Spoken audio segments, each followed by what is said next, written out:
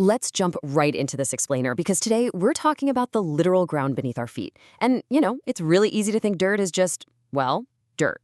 But there is actually this epic, continuous, high-stakes battle happening right now all across the Earth's surface. And honestly, our very survival depends on who wins it.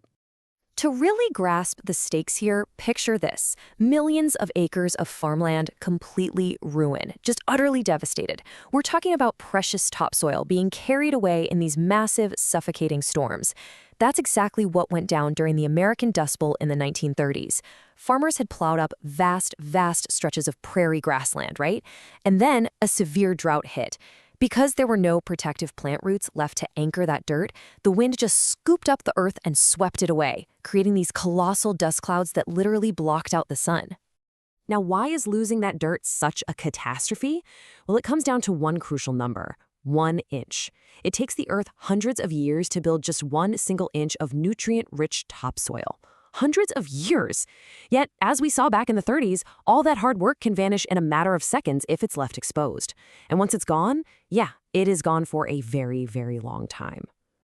So if we want to figure out how to save our soil, we first need to understand exactly how it's born. Let's look at how the ground is actually created. The really crucial distinction to keep in mind here is the difference between weathering and erosion. Basically, weathering is the process of breaking solid rocks down into smaller and smaller pieces, right in place. The rock doesn't go anywhere, it just gets smashed up.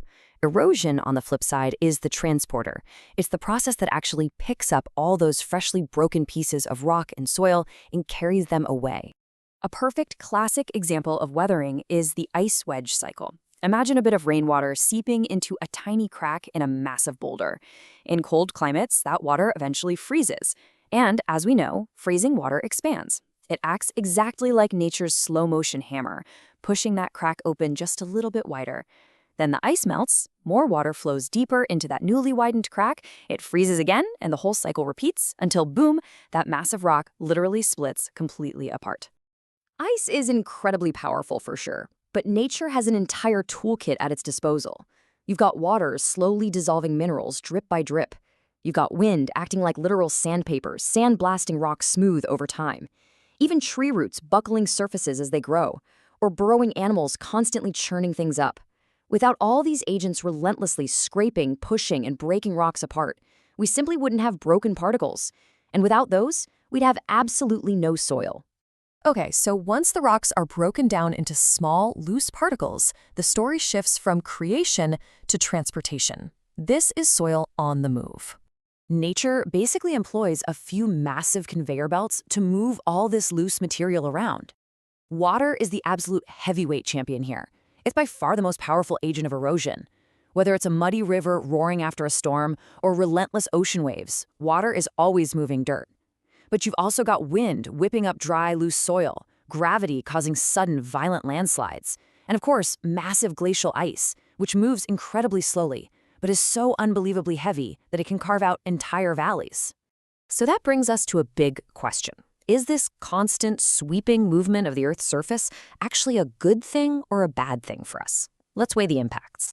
It turns out erosion isn't entirely the bad guy. It actually creates some pretty incredible things, like nutrient-rich floodplains, those beautiful sandy beaches we all love, and immensely fertile river deltas where rivers finally meet the ocean. But the harmful side is truly devastating. Bad erosion muddies our rivers and lakes, completely wrecking aquatic ecosystems. It washes away critical infrastructure like roads and bridges. And, worst of all, it strips away that precious topsoil containing the vital nutrients our entire global food supply relies on. Because losing that topsoil is such a massive threat to entire ecosystems and human food chains, we absolutely have to figure out how to protect it. Let's talk about how to anchor our soil and prevent that harmful erosion.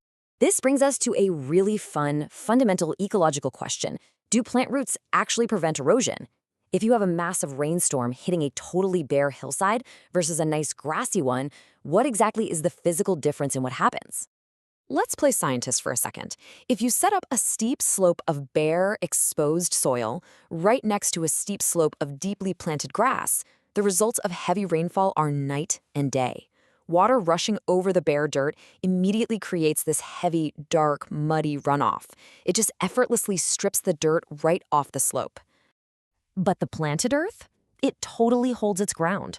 Those root systems act like millions and millions of tiny subterranean anchors, gripping the earth super tightly and physically holding it in place against the rush of water. They literally lock the ground down. It's amazing to see.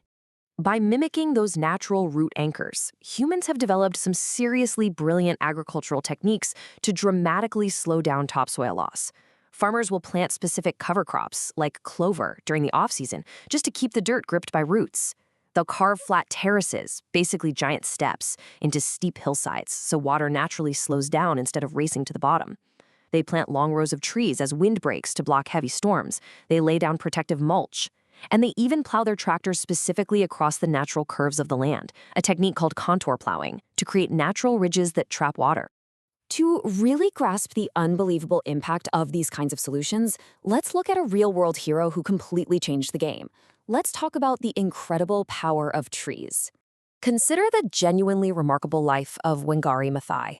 Born back in 1940 in the lush green highlands of Kenya, Wangari grew up watching the dense forests around her slowly get chopped down.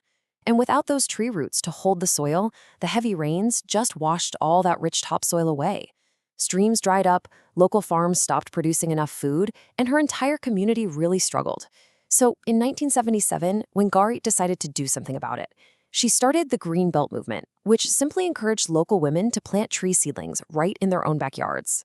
Well, that tiny backyard initiative totally exploded. It resulted in over 51 million trees being planted across Africa. 51 million. And those trees did so much more than just stop erosion. They shaded the soil to keep it moist, they filtered the groundwater, they provided firewood and fruit, and they successfully locked down that precious earth. Ultimately, those trees made countless communities healthier, safer, and so much more prosperous. Her work is just this perfect, shining example that protecting the environment isn't just about, saving dirt. It's about protecting and empowering actual communities. In 2004, she actually became the first African woman ever to win the Nobel Peace Prize. And she famously said, "It's the little things citizens do. That's what will make the difference. My little thing is planting trees." Which brings us to our final thought for this explainer. Knowing that it takes the Earth hundreds of years to build just 1 single inch of topsoil, and knowing how frighteningly easy it is for that soil to wash or blow away if we aren't paying attention, what is going to be your little thing to protect it? Next time you see a patch of bare, vulnerable soil in your yard or your neighborhood, just ask yourself how you can help anchor it down for the generations to come. Thanks so much for joining me today, and hey, keep looking closely at the ground beneath your feet.